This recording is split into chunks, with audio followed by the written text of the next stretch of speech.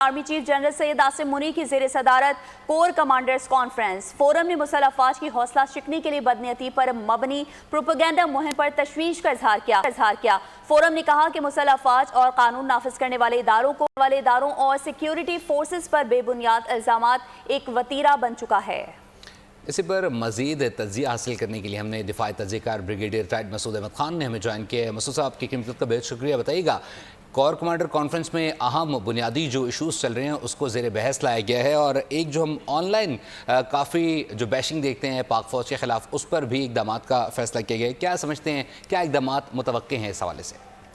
जी, मेरे ख्याल में ये बहुत ज़रूरी था, और हमने हाल ही में देखा है कि जी स्पेशली जिस तरह एक मनज़्ज़म किस्म की मुहिम चलाई जा रही है अफवाज पाकिस्तान के ख़िलाफ़, अफवाज पाकिस्तान को बदनाम करने के लिए और इसके साथ साथ अफवाज में रैंक्स में तकसीम करने के लिए, अफवाज और कौम के दरमियान दरार डालने के लिए, और झूठे किस्म के कहानियाँ, फेक न्यूज़ हैं, और इसके साथ इंसल्टिंग नैरेटिव्स हैं, और ऐसे नैरेटिव्स हैं जो इनके हैंडलर्स की तरफ से मिलते हैं। ये वो लोग हैं जो अपने आप को कोई यूट्यूबर कहता है, वी लॉगर्स हैं, सीडो इंटेलेक्चुअल्स है, कोई अपना आप को जर्नलिस्ट कहता है, लेकिन सबका मकसद जो है वाज़ेह तौर पर यही है कि वो पाकिस्तान के अफवाज को बदनाम करना चाहते हैं, स्टेट ऑफ पाकिस्तान के पीछे पड़े हुए हैं।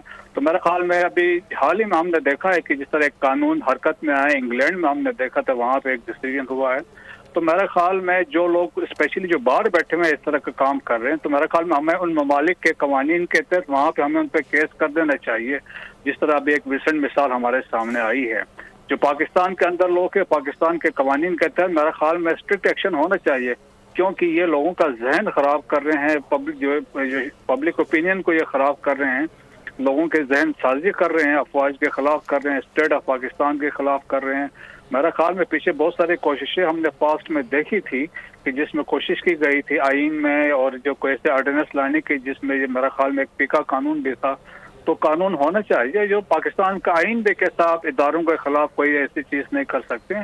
मुस्बित तनकीद ज़रूरी है, लेकिन जो मज़मूम मकासद के साथ दिल में बुग़्ज़ रख के जो आप तनकीद करते हैं, तो वो मेरे ख्याल में किसी सूरत में काबिल कबूल नहीं है। और देखें, दुनिया इस बात पे मुतफ़िक है, इंटरनेशनल कम्युनिटी वो ये कहते हैं as long as Pakistan arm forces they are intact, Pakistan को कोई नुकसान नहीं पहुंचा सकता है। तो इन सब की कोशिश यही है कि अफवाज पाकिस्तान के जो इदारे हैं उनको नुकसान पहुंचाया जाए।